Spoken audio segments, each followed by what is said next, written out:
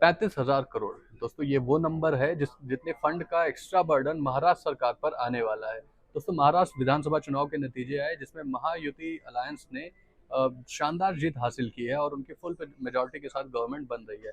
लेकिन इस चुनाव के दौरान जो उन्होंने अपने मैनिफेस्टो में प्रोमिस किए थे उसके थ्रू जितना बर्डन महाराष्ट्र सरकार पर आने वाला है इसके बारे में आज हम बातचीत करते हैं और उसे समझने की कोशिश करते हैं। मनी कंट्रोल के ही एक आर्टिकल के मुताबिक अगर हम देखें तो अगर सरकार जो डायरेक्ट कैश बेनिफिट ट्रांसफर है टू वुमेन और अनएम्प्लॉयड यूथ के लिए अगर वो सारी स्कीम्स वो अभी से ही लॉन्च करते हैं, यानी कि करंट फाइनेंशियल ईयर के लास्ट क्वार्टर जो कि जनवरी से शुरू होगा, अगर वो सारी स्कीम जनवरी से लॉन्च करते हैं तो सरकार के ऊपर 9,000 करोड़ का एक्स्ट्रा बर्डन आएगा। वहीं अगर ये नेक्स्ट फिजिकल ईयर में यानी कि FY 25-26 में लॉन्च की जाती है तो पूरे फाइनेंशियल ईयर में लगभग 35,000 करोड़ का एक्स्ट्रा बर्डन महाराष्ट्र स्टेट के ऊपर आ सकता है।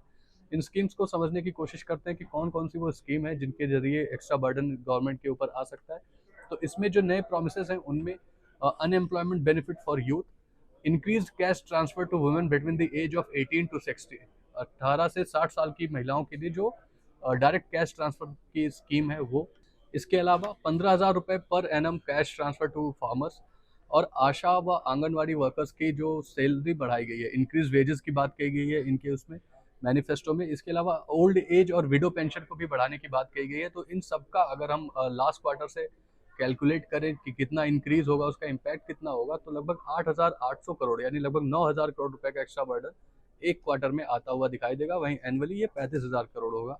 सबसे ज़्यादा जो खर्चा हो रहा है अगर हम cash transfer scheme for women की बात करें तो जिसमें 2.5 लाख से कम कमाने वाली महिलाओं को जहां अभी तक 1,500 रुपये पर मंथ दिए जाते थे उसे बढ़ाकर 2,100 कर दिया गया है, जो कि 40% which is almost a 40% increase in the direct cash transfer. इसके अलावा 10 लाख से ज़्यादा युवाओं को 10,000 रुपये पर मंथ का अनएम्प्लॉयमेंट बेनिफिट दिया जाएगा, जो बेरोजगारी भत्ता एक तरीके से हम जिसे समझते हैं।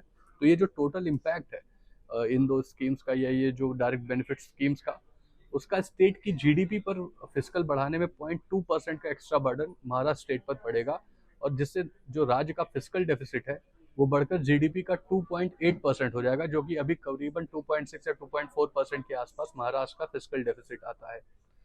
इस पूरे एक्स्ट्रा बर्डन में जैसा कि पहले भी मैंने बताया दो स्कीम्स है। पहली है लड़की बहन योजना जिसमें 25.6 मिलियन वुमेन्स को 2,100 रुपये पर मंथ का डायरेक्ट कैश ट्रांसफर सरकार करेगी। इस स्कीम में लगभग 4,600 करोड़ रुपए 4,612 करोड़ रुपए सरकार को खर्च करने पड़ेंगे। वहीं अनएम्प्लॉयमेंट बेनिफिट स्कीम में सरकार के ऊपर लगभग 3,000 करोड़ का एक्स्ट्रा बर्डन आएगा, जिसमें 10 लाख युवाओं को बेरोजगारी भत्ता दिया जाएगा 10,000 रुपये पर मंथ का।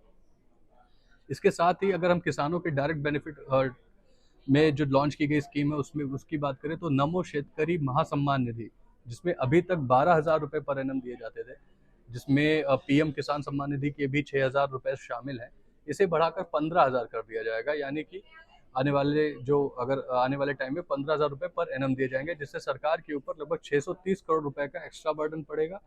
और अगर ये सारी स्कीम्स को इस क्वार्टर में लॉन्च किया जाता है तो ही ये 9,000 करोड़ जो कैलकुलेट किया गया है इस आर्टिकल में, उसके अनुसार ये बर्डन एक्स्ट्रा पड़ता हुआ दिखेगा। आपको क्या लगता है कि सरकार जनवरी से मार्च तक के ही क्वार्टर में ये सारी स्कीम्स लॉन्च करेगी FY 25 के, या फिर वो FY 25-26 का जो नया फाइनेंशियल ईयर शुरू होगा FY 26 जिसे हम बोलेंगे उसमें ये सारी स्कीम्स लॉन्च करेगी?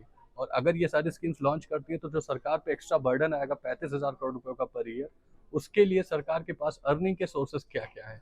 ऐसे में फिजिकल डेफिसिट अगर बढ़ता है तो हम कैपेक्स में भी खर्च को में कमी देख सकते हैं, यानी जो सरकार खर्चा करती है इंफ्रास्ट्रक्चर प्रोजेक्ट्स पे उस पर भी कुछ कटौती होती हुई दिखेगी, तभी ये पैसे वहाँ से बैलेंस आउट होंगे। तो ये जो 35,000 करोड़ का आंकड़ा है ये महाराष्ट्र सरकार के लिए आने वाले समय में एक बड़ी चुनौती है।